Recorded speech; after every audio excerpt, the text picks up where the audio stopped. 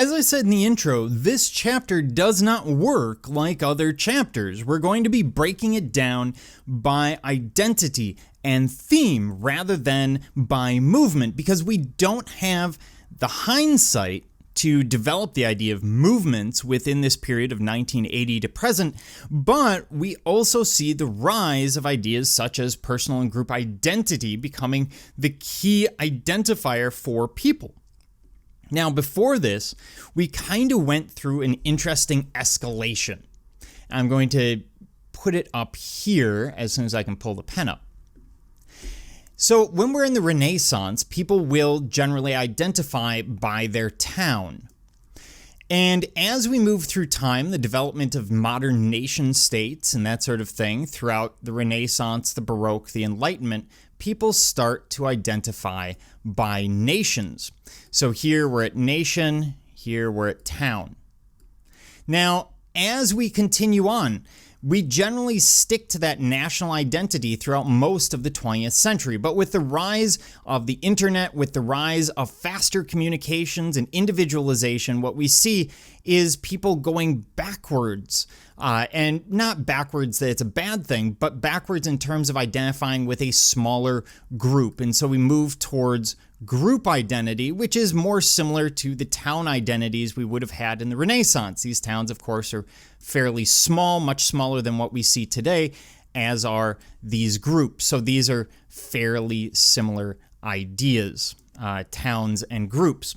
But that being said, let's talk about the society. We see a rise in globalization, especially at the end of the 20th century. We see a lot of so-called offshoring, where people blame countries for taking industries. In fact, it's usually the people who run the industries who have decided to move things. But what we see is globalization. Globalization isn't necessarily in and of itself a bad thing. It allows a country, for example, to specialize in specific resources that they happen to have a lot of, and so they can supply the world with that. But with globalization, we get hybridization. Some people refer to this as the westernization of the world, where things like Burger King, McDonald's, Starbucks, KFC, etc. will move throughout the world.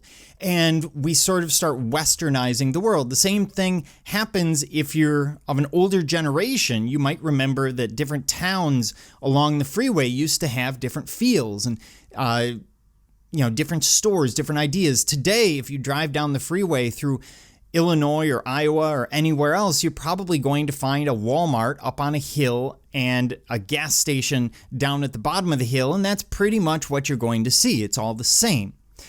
And so that's what we're seeing. Now, this will give rise to the idea of group identity, because people don't want to be homogenous. They want to stand out. And it's just sort of a part of human psychology. One of the best ways that we tend to do that is by identifying by group. Now, this group identity can be dangerous. You can identify all of the things that are good in your society as particularly evil if there's an other. And this should sound familiar. This is very much like the classical Greeks, where it was us versus them. You're either Greek or you're a barbarian. You're either a good, civilized human being, or you barely speak any form of language whatsoever. And these group identities are generally broken down by these general areas. So we see breaking down by race, age, gender, socioeconomic status, and then you see there's some secondary traits that come into this: sexual orientation, language, nationality, color, family status, occupation, etc. You get the idea. We like to be around people that are like us. And that's kind of a universal truth of humans. But what it does is it also impacts our personal identity, which is why we're talking about this, because this is how we're breaking down this chapter, by identity.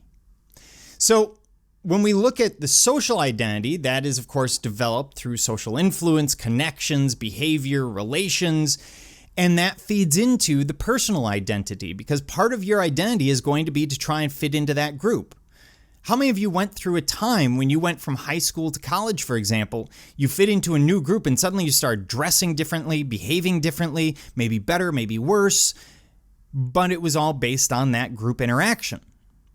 So personal identity will be important, but generally speaking, we're going to be dealing with a lot of group identity in the art of 1980 to present. And of course, this personal identity is in large part going to be fed by what we post online and what the people around us post online, feeding what we believe we should like, what we believe we should see as truth. So here we're focusing on group identities because focusing on individual identity gets a little bit too detailed, a little bit too in the weeds for a class like this.